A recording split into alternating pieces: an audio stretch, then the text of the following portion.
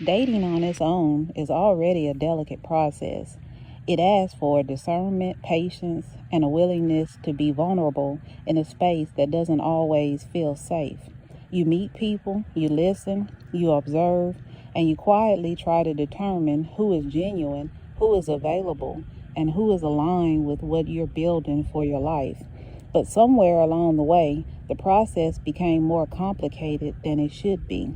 Because now it's not just about navigating personalities, intentions, or compatibility. It's about filtering through a reality that shouldn't even exist in the dating space. People who have already made a commitment elsewhere. People who have chosen partnership, vows, and shared lives, yet still show up in a space meant for those who are genuinely available. It creates confusion. It disrupts trust.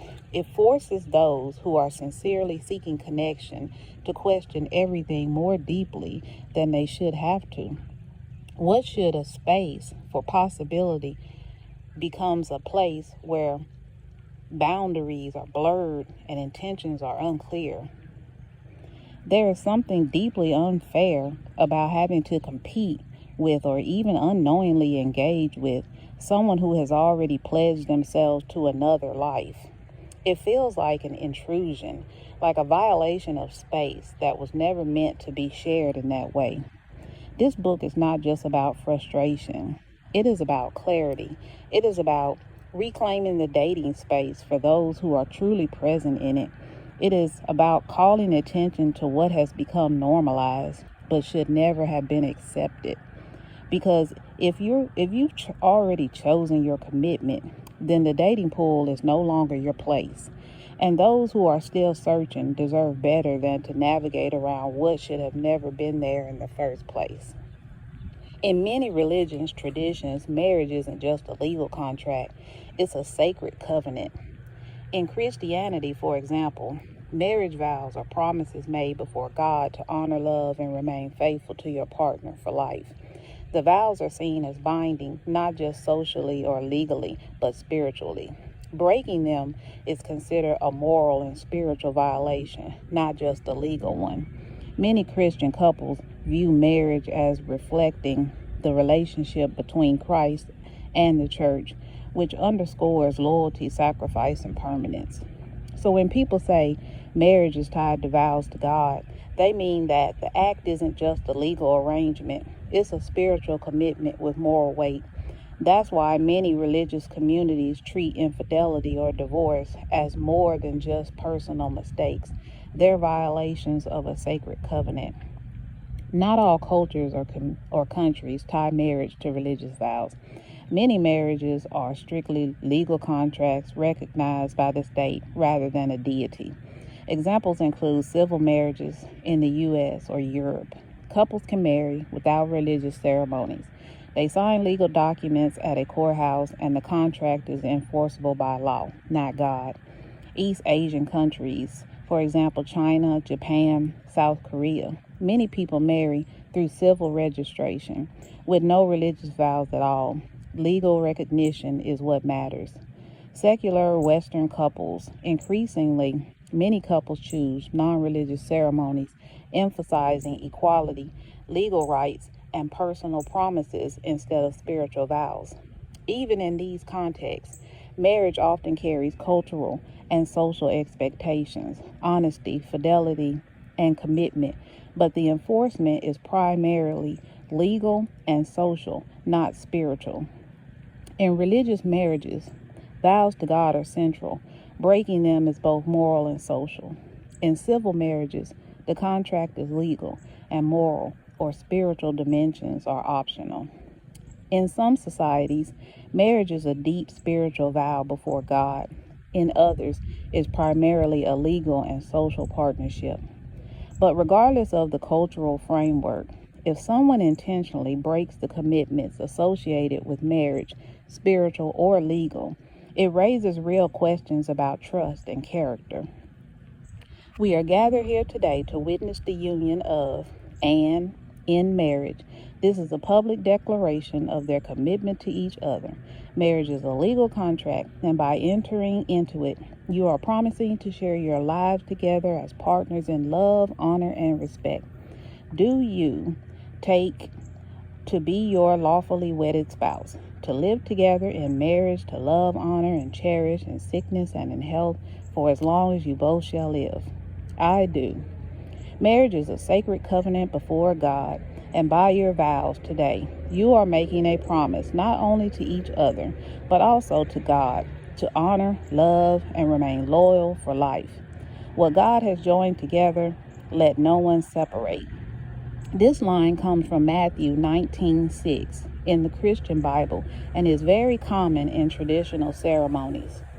These rings are a symbol of the vows you have made and the love that you share. As you place them on each other's fingers, may they remind you of your commitment now and always, by the authority vested in me by the state of, and with the blessing of God, I now pronounce you husband and wife. You may kiss the bride. Or if the couple is same-sex, I now pronounce you married, partners in life and in love. You may now share your first kiss as a married couple. In the Christian perspective, and in many other faiths, marriage is more than a contract between two people. It's a covenant with God. That's why breaking vows or acting as if marriage doesn't matter can be seen as spiritually serious, not just morally questionable. It's not just lying to a spouse. It's breaking a sacred promise that carries spiritual weight. It's tied to violating sacred vows. It's not just bad dating behavior. It's playing with something that God views as holy and binding. Marriage is one of the most sacred commitments two people can make. When two people stand before God, their families and their community, and exchange vows, they are making a promise of loyalty, honesty, and commitment. Those vows are not meant to be temporary feelings or convenient words spoken in a moment. They are meant to represent character. That's why it is difficult for me to understand how so many married people are comfortable entering the dating pool and presenting themselves as if they are single. It raises serious questions about integrity. A person who can look someone in the eye knowing they have already made vows to another and still pursue new relationships is showing more than unhappiness in their marriage. They are revealing something about their character. In my opinion, it takes a deceptive mindset to live a double life like that.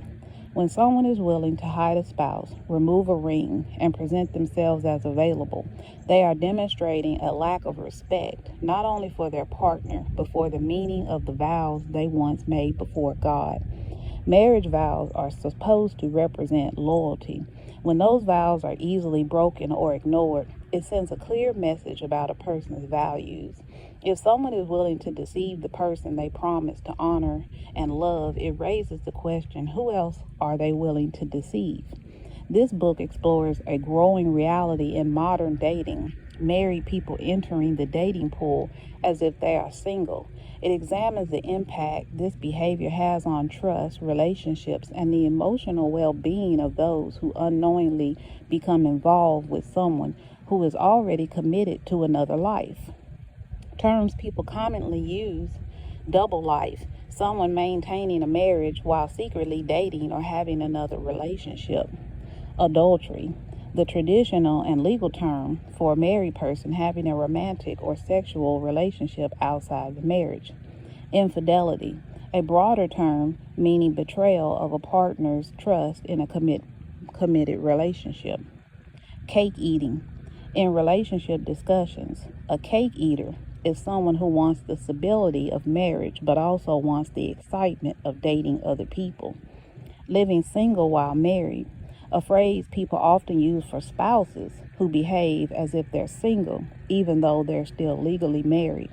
Separated but not divorced.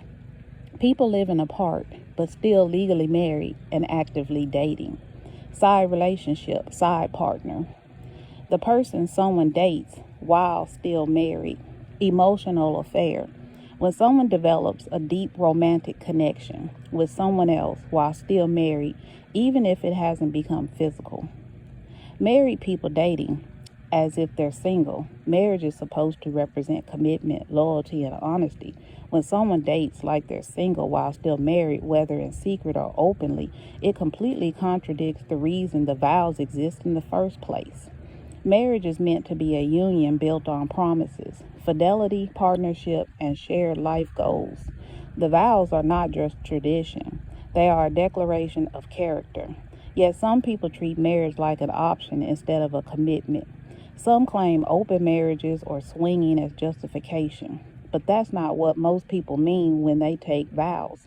If everyone agreed on that arrangement, that's one thing, but the point of marriage for most people is exclusive commitment.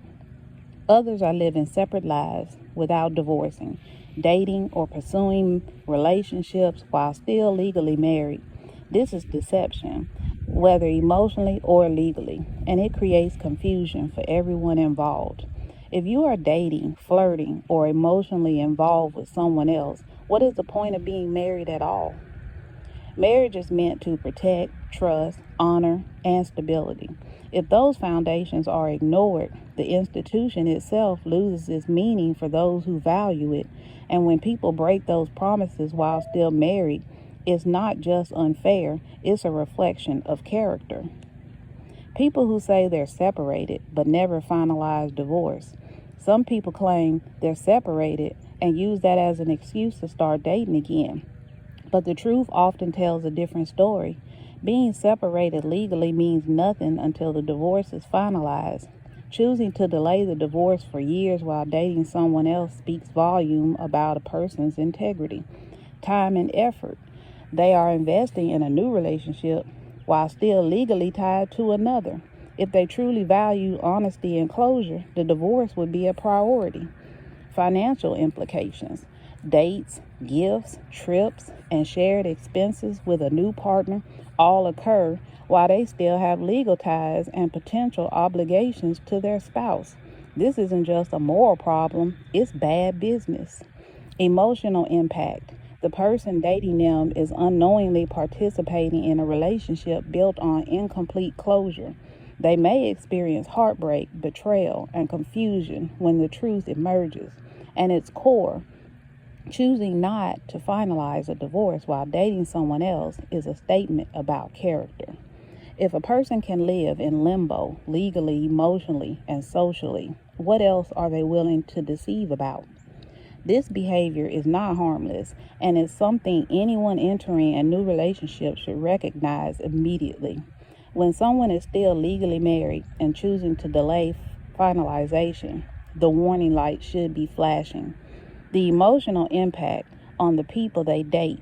Dating someone who is still legally married or claiming to be separated without finalizing the divorce has consequences that go far beyond the moment. At first, it might feel exciting, validating, or even hopeful, but reality always catches up.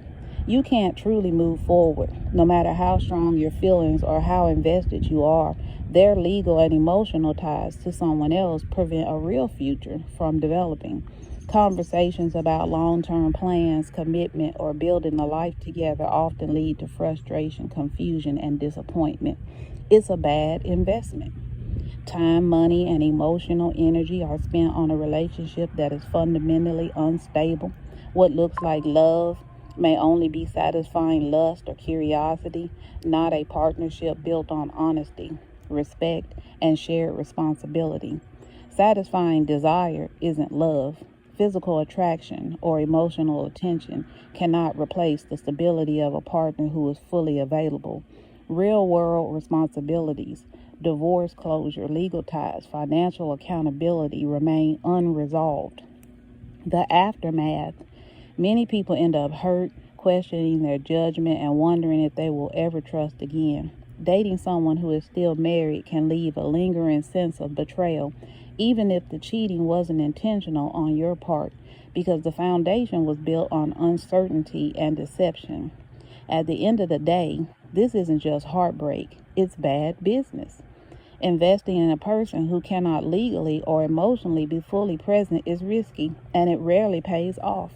Love requires integrity, availability, and accountability. Without those, it's just an illusion. You can't build a future on someone else's unfinished past. Satisfying lust doesn't pay bills, end divorces, or fix hearts. Dating a married or half married person is a bad investment, emotionally, financially, and spiritually. Love requires availability. Lust requires nothing but excuses. The difference between honesty versus deception. Some people believe that if a married person admits their status up front, it excuses the behavior that follows. At least I knew, they say. But let's be clear, truth spoken at the wrong time or used as an excuse is not honor. Honesty is simply stating a fact. Honor is what you do with that fact. Choice matters. A person who tells you they are married but still pursues a relationship is giving you a choice, but the responsibility for the situation is still theirs. They knew the potential consequences and continued anyway. Intent matters. Being upfront doesn't erase the deception of dividing attention, breaking vows, or prioritizing a new relationship over commitments to their spouse. Behavior matters. If someone is legally married, emotionally tied to another, or delaying divorce, admitting it doesn't make the pursuit ethical. It only makes it transparent, and transparency doesn't equal integrity. In other words, honesty without honor is still a problem. Truth told without respect for boundaries is just another tool for manipulation. Choosing to engage with a married person, even after disclosure, is risky, and it rarely leads to a relationship built on trust, clarity, or stability. Admitting they're married doesn't make it honorable. It makes the choice yours, not theirs. Truth without integrity is still deception. Being told the truth doesn't fix the lie hidden in their actions. You can't build trust on transparency alone. You need honor. If you have time, money, and energy to date, you have time to finalize your divorce. A lot of people who are hiding a marriage keep their own social media clean, but their spouse or family members post everything. Cross-checking names is one of the most common ways people discover the truth. If someone is dating and wants to verify whether a person might be married, there are several research methods people commonly use online. Google their full name. Start with their first and last name, and if possible, add their city, their job, their age range. Example search: John Smith Davis, Dallas, Texas. Sometimes you'll find wedding announcements, public records, relatives listed on people search sites. Look at associated people. Google or people search sites often list possible relatives or associates.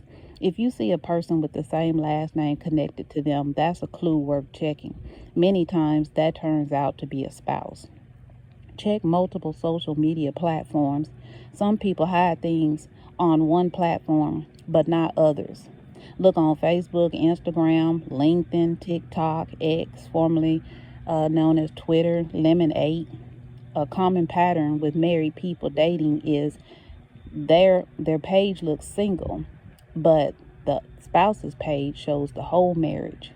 Look at tagged photos. Even if someone doesn't post their spouse, they might be tagged in photos by others. Check tag pictures, comments under posts, family members' profiles. Search phone numbers. If you have their phone number, sometimes searching it online will bring up name records, household members, addresses tied to other people. Public marriage records. Some counties and states have online marriage records you can search with the name. You can sometimes find marriage license and divorce filings. Reverse image search.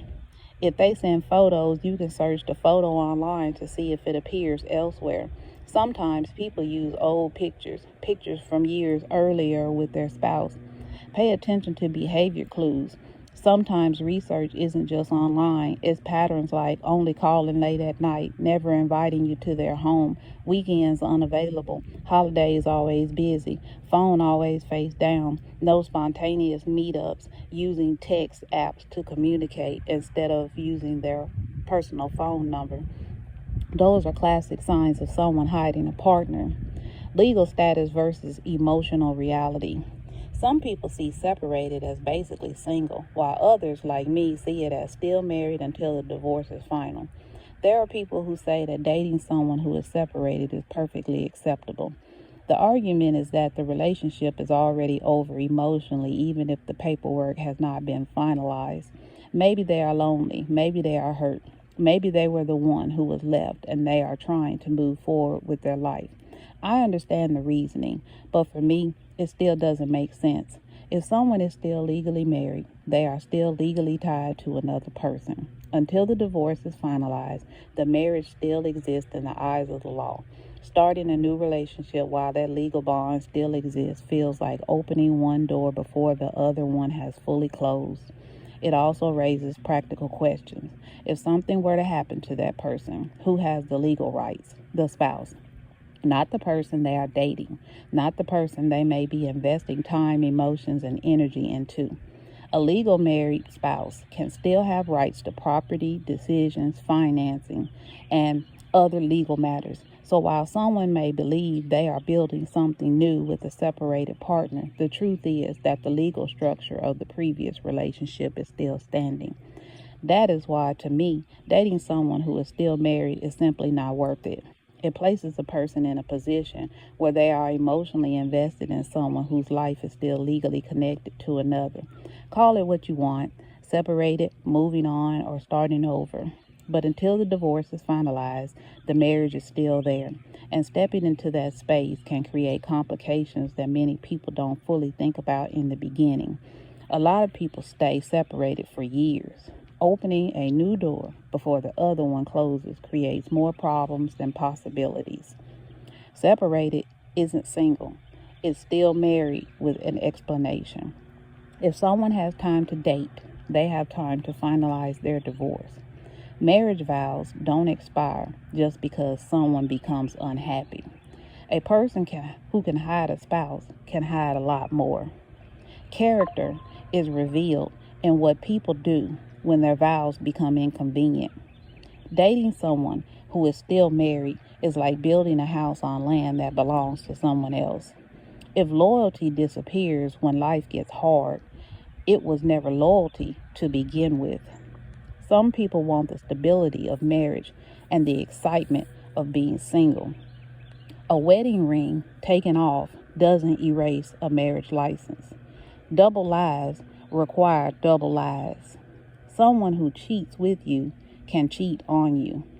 Integrity is doing the right thing even when divorce would be the easier escape. Dating a married person means competing with a life that legally belongs to someone else. A person who breaks vows easily will break promises even easier. Loneliness is not a reason to ignore someone else's marriage. Some people say they're separated.